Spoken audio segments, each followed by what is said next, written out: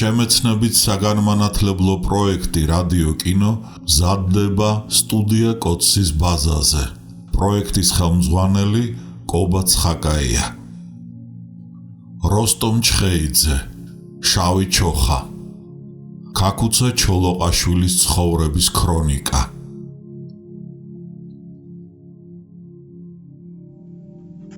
თავი 21. ჩოლოყაშვილობა ულმობელი დამღა.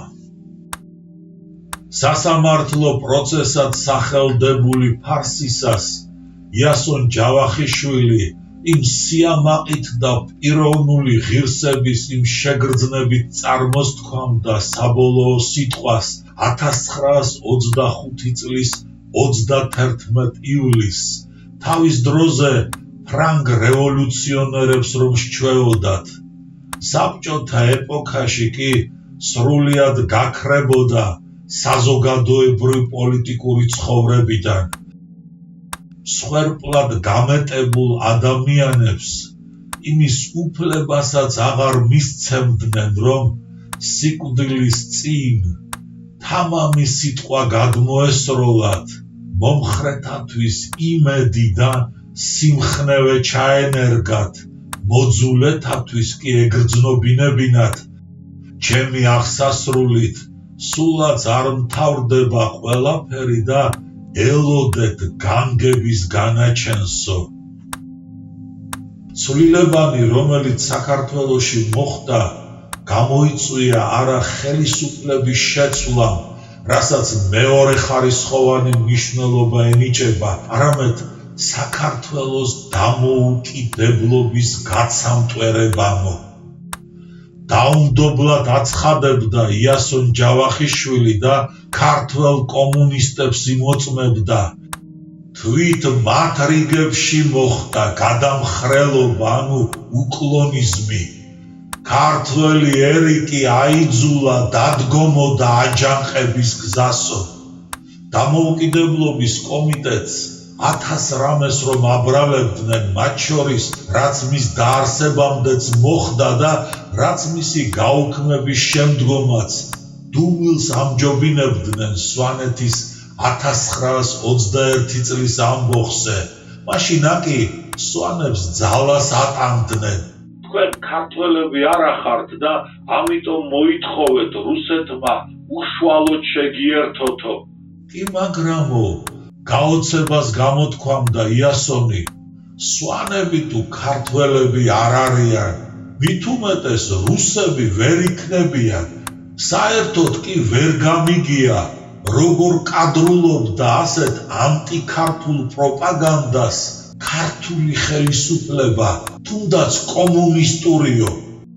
ქაქუცა ჩოლოყაშვილის გასვლას ტყეში ეროვნულ დემოკრატიული პარტიის კარნახს რომ მიაწერდნენ ახალი დროის პროპაგანდისტები და სასამართლო ყოველნაირად ცდილობდა ამ ბრალდების დადასტურებას, იასონი უმტკიცებდათ, ესე არ ყოფილა. სვიმონ ყიფიანის წერილობით ჩვენებას რომ ეყრდნობით, აგერ მიხეილ ჯავახიშვილის კატეგორიული უარყოფა და დამაჯერებელი საბუთი, რომ პარტიას ქაქუცა ჩოლოყაშვილზე ასეთი გავლენა არ მოუხდენია. აბა მაშ რა მაიძულა ქაქუცა ტყეში გასულიყო? ხელისუფლებამ და მხოლოდ ხელისუფლებამ და ეროვნულ დემოკრატიული პარტია მას შემდეგღა დაუკავშირდა.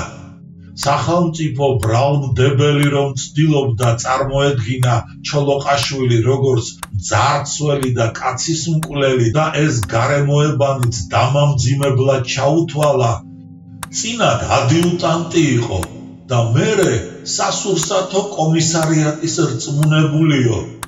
იასონი საკუთარი და ყველა პატრიოტის ზნეობრივ მოვალეობად მიიჩნევდა განეცხადებინა. ქაქუცა ჩოლოყაშვილი 3 წლის განმავლობაში მხოლოდ ეროვნული მებრძოლი და საუკეთესო პარტიზანი იყო. შიშველ ტიტველი ის 3 წლის განმავლობაში იბრძოდა საქართველოს დამოუკიდებლობისათვის და როცა დამარცხდა, გახსნილი ალმით დატოვა ჩვენი მიწაწყალი. მან პირნათლად შეასრულა მოვალეობა სამშობლოს წინაშე და გაიხსენებდა ლუარსაბ და სვიმონ მეფეებს, რომელნიც ერთი საუკუნის მანძილზე თავგანწირულად წარმართავდნენ პარტიზანულ ბრძოლას და ამით შეინარჩუნეს საქართველოს დამოუკიდებლობა. აჯანყება არ ყოფილა მასობრივიო. დამამძიმებელ გარემოებად იყენებდა ბრალმდებელი და თუმცა იძულებული იყო ეღიარებინა გამოსვლები გურიაში, სვანეთსა და იმერეთში მასობრივი რომ გახლდათ, ყალბი არგუმენტის შესაკოწიწებლად სამეგრელოს მოჭიდებოდა. აბა როგორი რა იყო, როდესაც სენაკი სულ 15 კაცმა აიყო. არ არის სწორიო. პირში შეებმებოდა იასონი, სენაკისაკენ დაიძრა 200 კაცი. აღებით კი აიღო პირველმა ჯგუფმა, რომელშიც შედიოდა 40 კაცი. კონსპირაციის მოსაზრებასაც რომ თავი დავანებოთ, რა საჭირო იყო 1000-ები თუ სენაკს 40 კაცი დაიკავებდა. ხალხი იმ წუთასვე აღდგა უჩვეულო ენთუზიაზმით, შეიარაღდა და 4 დღეს რამდენიმე 1000 კაცი უდრეკად ებრძოდა რუსის ჯარსო. და კიდევ ერთი ყველაზე დამაჯერებელი საბუთი. განა შეიძლება ეჭვის შეტანა აჯანყების მასიურობაში, როცა მსხვერპლი 1000-ობით ითვლება. სულ ცოტა რამ თქვათ, რამდენიმე 1000 ქართველი ხომ გამოვიდა აჯანყების დროს. და როცა მასიურობის ასეთი დიდი პრეტენზიებით მოდიან ბრალმდებელნი, რატომ ავიწყდებათ, რომ 25 თებერვალს 1921 წლისა მათ გვერდში 5 ქართველიც არ ჰყოლიათ და საქართველო მათ რუსის ჯარმა დაუყრო. იმ ტრაგიკულ საბედისწერო დღეს იმის პასუხადაც გაიხსენებდა ბრალმდებელი ცინიკურად რომ ჩაურთავდა. ხალხმა ოღონდ კი რაიმე სანახაობა დაინახოს და თამამად გამოვაო. მაგრამ ნუ თუ ასე მალე ავიწყდებოდათ მომხდარი, არადა თებერვლის იმ დღეს, როდესაც თბილისში შემოიჭრა რუსის ჯარი, ქართველობა კარზე კი არ გამოსულა და ენთუზიაზმით კი არ შეგებებია მათ, არამედ შინ ჩაიკეტნენ და გულამოსკვნით ტიროდნენ. ის გარემოებაც ამბოხების სახელის გასატეხად მოემარჯვებინათ ბრალმდებელთ. მასში ყოფილი პრივილეგიური წოდება მონაწილეობდაო. იასონ ჯავახიშვილი დაბეჯითებით განაცხადებდა, ჩვენი აჯანყება უმთავრესად მოახდინა გლეხობამ და დაიმოწმებდა სტალინს, ვინც სხვა გზა არ ჰქონდა და აღიარებდა გლეხობის გამორჩეულ როლს ამ დიდ ეროვნულ მოვლენაში. თუმცა ცხადია, არც მუშები, არც ყოფილი თავადები და აზნაურები დარჩენილან ამ ბრძოლის მიღმა. როგორი რა არისო? იასონს არ შეეძლო არ გამოემჟღავნებინა იმ მტკიცებულების იდიოზურობაც, ახალ მოწესეთ ბაირაღივით რომ აფრიალებდნენ და ისე გამოდიოდა, როდესაც დამოუკიდებლობის მოსაპოვებლად დაბეჭავებული ერები ებრძოდნენ იმპერიალისტურ ქვეყნებს, ეს პროგრესად უნდა შეფასებულიყო, ხოლო როდესაც დაჩაგრული ერები ებრძოდნენ ძლევამოსილ საბჭოთა რუსეთს, ეს მხოლოდ და მხოლოდ რეგრესად უნდა მიჩნეულიყო. არადა ბრძოლა დამპყრობელთა და ექსპლუატაციის წინააღმდეგ, ვინც უნდა ყოფილიყო ეს მჩაგვრელი, შავი თუ წითელი იმპერიალისტი, ადამიანურ მოვალეობად უნდა შერაცხილიყო. აი რატომ არ მიმაჩნია თავი დამნაშავედო? ამ მოვალეობის შეგნებით არიშურებდა სასტიკ მსჯავრს იასონ ჯავახიშვილი და სულს იმ იმედით იბრუნებდა, სისხლი ამაოდ არ დაიღვრებაო. ჯერ კიდევ შეიძლებოდა გულის თქმის გამოხატვა და იასონ ჯავახიშვილის სიტყვა სასამართლოზე ხალხის ცნობიერებასაც კარგა ხან შემორჩებოდა და ისტორიული ანალებიც შესაფერის ადგილს მიუჩენდნენ. ჩვენ ვიბრძოდით დამოუკიდებლობისათვის, აჯანყება წავაგეთ და ისინი, ვინც ამ აჯანყებას მესვეურობდით, წავალთ გოლგოთაზე.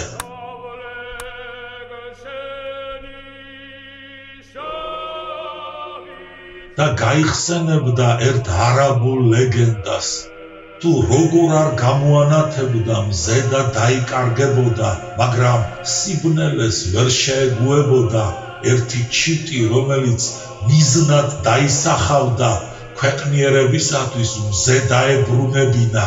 ამ მიზნით დაიწყებდა ფრენა სულ ზევით და მიაგნებდა კიდეც მზეს.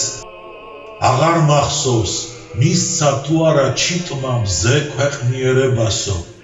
დასძენდა ბრალდებული, წამებული ეროვნული თავისუფლებისათვის. თვითონ ჩიტი კი დაიღუპა, მზის სხივებში ჩაიბუგაო.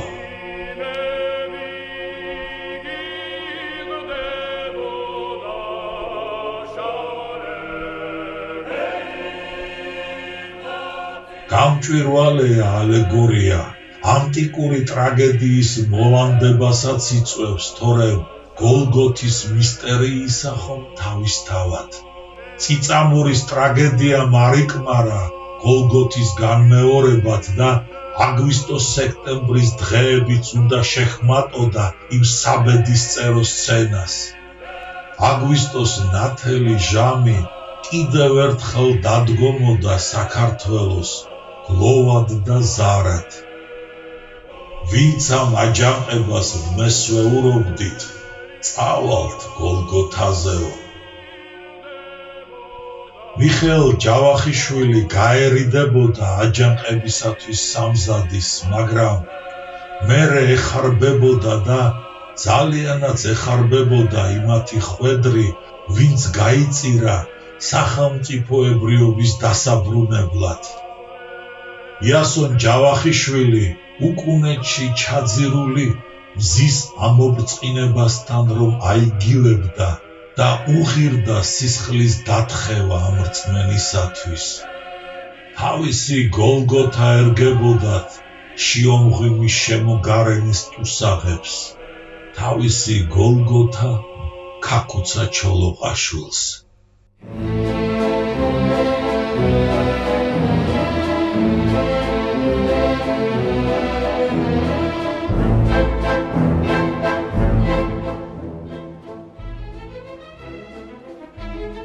დასავლეთ საქართველო მეტად მოახერხებდა გაბრძოლებას.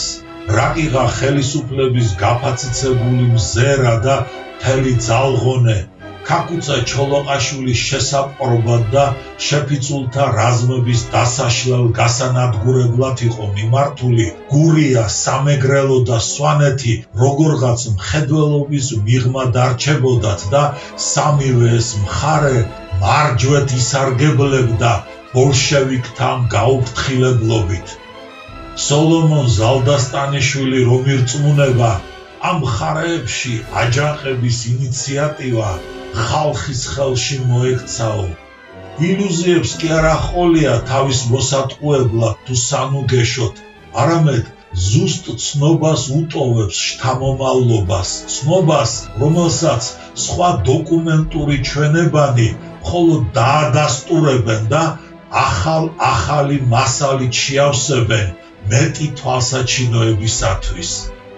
აგერ გურიაში ამბოხებულნი დაეპატრონებოდნენ ხიდის თავსაც, ნაგომარსაც, საჯავახოსაც, თუმც გენერალ ყარალაშვილს დაატუსაღებდა ჩეკა, მაგრამ ბრძოლებს სათავეში ჩაუდგებოდნენ გასული რაზმის უფროსები და სულაც ოზურგეთზე გაბედავდნენ იერიშს. რუსის ჯარი ჩაასწრებდათ ბათუმიდან და სამტრედიიდან, გაამაგრებდა თავდაცვის ზღუდეებს, უთანასწორო შეტაკებაში ძლევდა აჯანყებულთ, მერე კი უკან დახეულთ ალყასაც შემოარტყამდა. ამოჟლეტას ვეღარ მოახერხებდნენ, რადგანაც ამბოხებულნი ალყას გაარღვევდნენ და მთებში მიმოიფანტებოდნენ. ზოგი საზღვარგარეთაც გაასწრებდა. ვერც გენერალ თოფურიას დატუსაღება შეაჩერებდა სამეგრელოს შეიარაღებულ გამოსვლას.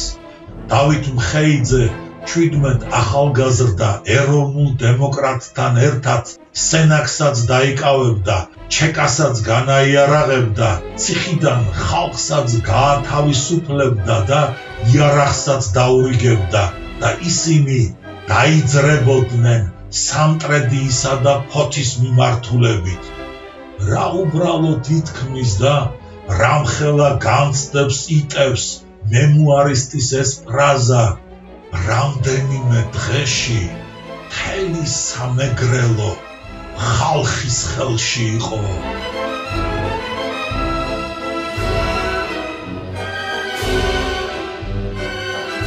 დავით მხეიძე დაიჭრებოდა ბრძოლისას, ხელისუფლებაც მთელი ძალღონით იქით მიაყრიდა და გამარჯვების სასწორს ნელ-ნელა თავისაკენ გადაზიდავდა. ამათაც მთები უშველიდათ სამთავრობო ჯარებისაგან ისინი თუ დაიფარავდნენ და თუ ზოგი შინ დაბრუნება შეეცდებოდა ფარულად, ზოგი კი უცხოეთში გასაქცევ გზებს მოსინჯავდა, არაერთი მიამბოხე სულაც არ მიიჩნევდა ამ მარცხს გადამწყვეტად და საბოლოოდ და სვანეთის გამოსვლებს შეუერთდებოდა. სვანები აკი პირველნი აუჯანყდნენ ახალ მოწესეთა შემოსვლა დამკვიდრებას. ქაქუცა ჩოლოყაშვილის მიერ თავისუფლების დროშის აფრიალებამდე ვერ შეეგუენ სახელმწიფოებრიობის დაკარგვას და მით უმეტეს ახლა არ გამოაკლდებოდნენ საერთო სახალხო აჯანყებას. ის კი არა, თელ სვანეთს რომ შემოხვევდნენ ხელს პოლკოვნიკი გარდაფხაძე და ეროვნულ დემოკრატი ბიძინა პირველი და თავისუფლების სუნთქვას განაცდევინებდნენ, სულაც ქუთაისისაკენ დაიძროდნენ პირველი წარმატებით ფრთაშესხმულნი. იქაურობა მტკიცედ გამაგრებული დახვდებოდათ, მაგრამ შეპუებით არ შეეპუებოდნენ და რამდენიმე ბრძოლასაც გადაიხდიდნენ. უკან დახევა მოუწევდათ, რა სიზამ, ძალას ეს აღმართიც უნდა გადაეხნა, მაგრამ ის სამი კვირა, რასაც სვანეთი გაუძლებდა რუსების ძალმომრეობას, მართლა სამ კვირად კი არ ითქმოდა, არამედ მთელ ეპოქად და მისთვის ღირდა თავის გადადება.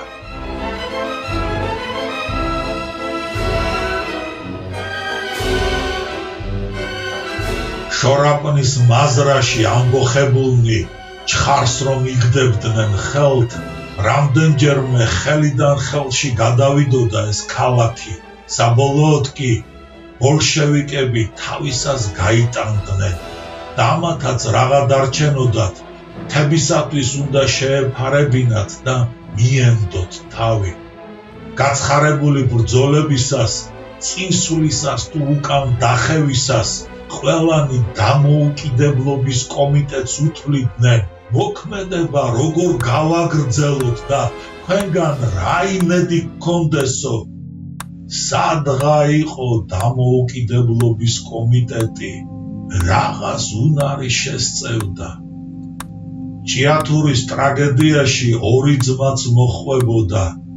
თბილისში მათ დედას რომ ესტუმრებოდნენ მეგობრები სამძიმრის სათქმელად, დედა მათ უცრემლოდ მიესალმებოდათ და გამოუცხადებდა ასეთი დახვედრით გაკვირვებულ მოსამძიმრეთს.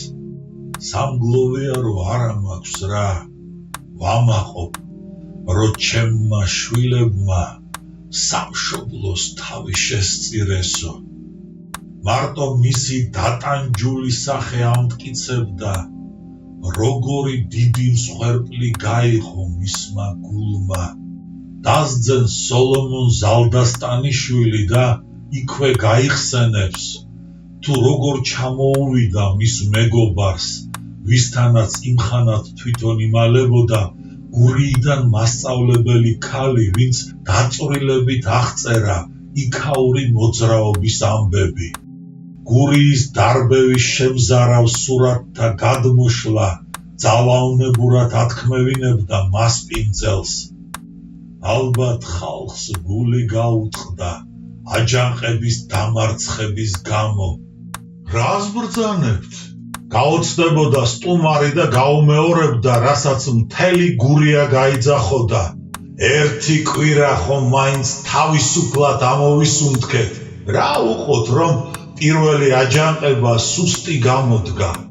ამგვარი მაგალითი კიდევ ბევრი წამოაგონდებოდა ამ მხატვრულ დოკუმენტური თხზულების შექმნისას, რაც უპირველესად პოლიტიკურ ანგარიშად თუ ისტორიულ ქრონიკად განეზრახა აჯანყების ზოგად კარგად და ამიტომაც ვერ გადაავსებდა თვალსაჩინო ნიმუშებით. ზოგადი განწყობილების აღსადგენად ესეც კმაროდა.